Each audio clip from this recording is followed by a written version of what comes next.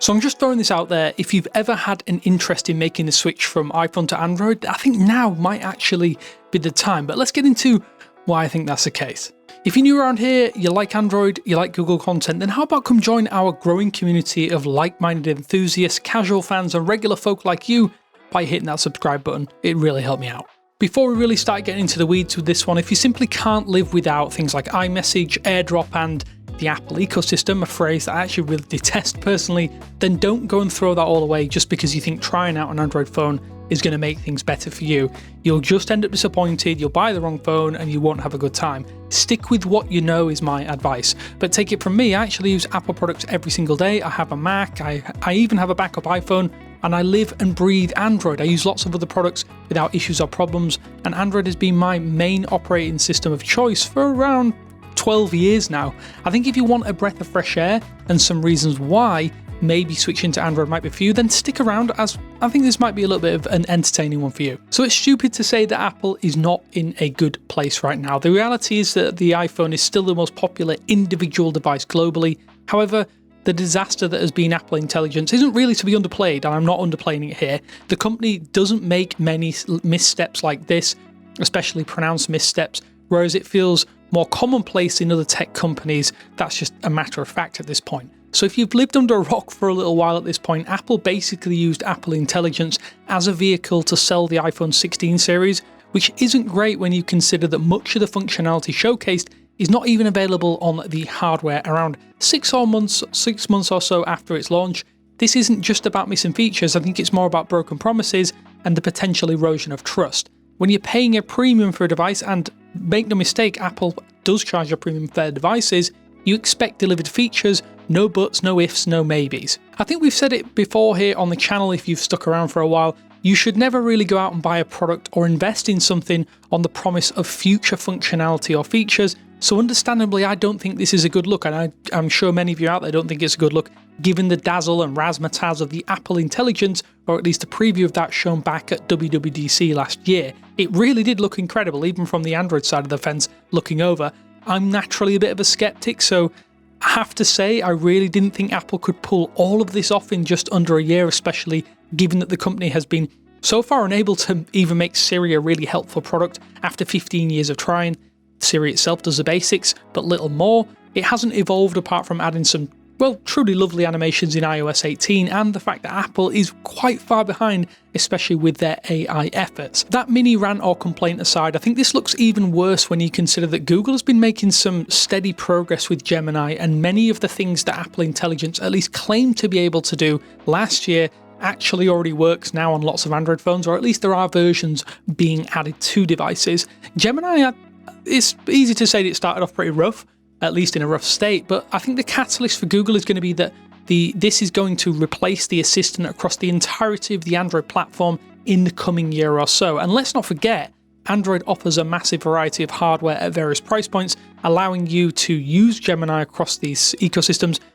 On top of that, it just means you're not locked into a single ecosystem with a single price tier. Gemini bridges that gap better than probably any other AI service even at this stage. Apple Intelligence and the new Siri are just locked to that latest and greatest, which again inhibits the availability of those Apple Intelligence features, which, we're not able to see those at this point. Google just isn't new to this space. That's one of those benefits. DeepMind and Astra functions look like the next frontier for the company, and they've been working those quietly in the background. Even if you don't want or use or even ever access AI, I think it's clear to see that Google has a distinct advantage, as Android and Gemini are actually starting to become more decoupled from main OS updates, which is still something that Apple can't do. The progress is just much faster this way, and it means things can be rolled out way more readily to billions of people. This modular approach allows for faster innovation and therefore wider accessibility. You're not waiting for that yearly OS update for crucial AI improvements and software improvements, and the update comes if your phone supports it. That's basically it. You don't need to have a device that is going to be released at that point in time to get those functions. I think Astra is going to offer that really nice world-facing AI that could be helpful in more scenarios, and I have seen this in action. Looks really impressive, and I'm excited to try it out when it rolls out very, very soon. Let's be honest again for a second though. I do think most of you out there don't care about any of this. You might be one of those people though who did want some of these Apple Intelligence functions, or you're even sick of your iPhone as a result of that, I think there appears to be a growing number of people online at least hankering for a change, because iOS has stayed pretty similar since its inception. At least a change of scenery is something you can do with your mobile phone. Maybe you're a little bit tired of that walled garden approach. I think the limited customization or the increase in prices as well. Maybe you want more control over your device, more options, and even more from your ecosystem, or a wider or more open ecosystem. As always, it's about finding what suits you, and to a lesser extent, it's for some people also feeling a bit behind the curve, not necessarily basically in front of it. Let's talk about the pros and cons though from making this switch to iOS to Android, if you ever want to, you're even contemplating it. I alluded to this at the beginning of the video. Apple really has that tightly integrated system that I think it almost forces you to add another product. The downside to that approach is that you have a homogenized pool of products that will fit into your ecosystem. Again, I hate that phrase, and it doesn't allow you though for outside product integration all that easily. It's more of a closed system like a fishbowl rather than an open ecosystem, a little bit more like a Safari, for instance, with little scope for change, at least from where I'm sat here right now. This does mean that you get a more consistent experience across hardware and software, but on the other hand, you're limited to what works and what doesn't. Android naturally offers more in the way of options. You don't need to use all Samsung products or even all Google products, but you can if you want to. Common protocols and processes are used for the hardware and software, so you can tailor things that to basically to your needs, and often that means you can just adjust to suit those specific cost barriers if you do have those as well. There are just more form factors on top of that. You have your folds, your flips, your slabs. There's various sizes, shapes, colours, finishes on top of that. The choice isn't exactly endless, but it's definitely more varied across the entire price spectrum. On iOS, you just have the Pro Max, you have your standard model, the SE or the E, I don't even know what they're calling that now. That's basically it. You just have 4 choices when they make those devices. Communication between the iPhone and Android is also a lot better now. I know this is one of those big problems people have. They're dropping their iMessage, for instance, especially in North American markets. It's just a lot better now that RCS is working on more global carriers. I don't think it's perfect, and I do have a full guide on the channel here if you do want to check that out, so visit that via the link in the description if you want to know how to get the most from RCS. Sure, you might not get blue bubbles in those group chats, but you can send photos and videos at high resolution, and the group chats themselves will work. They won't break like they did in the past. This doesn't matter if, like me, or those of us in the rest of the world, use WhatsApp, which is fine on both sides anyway. And objectively, the highest end Android phones, they just have better cameras now, particularly when it comes to stills photography. You have better zoom ranges, you have various profiles, looks, tuning, and although I do think iOS still has the edge in video recording at 4K resolution, you can actually shoot at up to 8K resolution on more Android phones, which is great for future-proofing, and the quality is very good considering it is something that not a lot of people are going to take advantage of.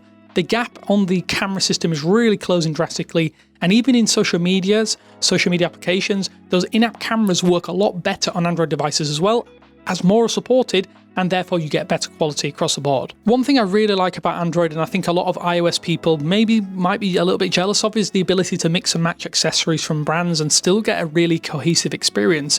For instance, the Pixel Buds Pro 2, they work well with a OnePlus phone, or a OnePlus watch, which I'm wearing right now, plays nicely with a Samsung Galaxy phone, and basically that's the tip of the iceberg. The functions like Fast Pair, which is available on lots of devices, means you can quickly get things working by tying them to your Google account, and the hardware you use once you're signed in is actually pretty much secondary to that, as it'll work across the Android space and Chrome OS as an extension. I think even the update timeline for flagship level Android phones has drastically changed over the past couple of years. You actually, on some devices, get updates for longer than most iPhones, even the high-end ones at the top end of the market. The Pixel 8 series was actually the first to offer 7 years of major updates. Samsung has followed with their own Galaxy S series and a few other top-of-the-line foldables, but other OEMs like OnePlus, Oppo and Xiaomi are offering really solid 5-year update schedules on their devices. The idea is that you buy a phone and it never gets updated is a problem. Well, it isn't a problem now from reputable Android makers, as some people on iOS would maybe have you believe. I spoke about this earlier in the video as well, but I think Gemini is already starting to do what Apple Intelligence claimed it would do last year. On Samsung phones, you can do things like control various parts of your phone using voice controls and voice commands, with that multimodal AI doing these things step by step, so you can give it multiple actual controls at one time. The integration currently is limited to Galaxy phones, at least at this point in time, but with the Pixel 10 expected to launch its own version of this with Pixel Sense later this year, it'll integrate with almost all of your default applications, and I think the era of true hands-free voice control is coming, something that Apple Intelligence was supposedly able to do when they showed demos off last year. Another thing we need to note here is that at the top end of the market, Android phones can also cost more than Apple's flagship lineup, especially when we start to factor in foldable devices, which are dual form factor. However, there are just more options in the budget, mid-range and high-end catch points because there are more manufacturers out there. Take for example the OnePlus 13, which I've talked at length out here on the channel. I really love this device. It's just an incredible phone that is just $899 at retail. That's brand new. You may get a deal on that in the later down the line, and its value proposition for a top-tier 2025 flagship phone is almost unrivaled.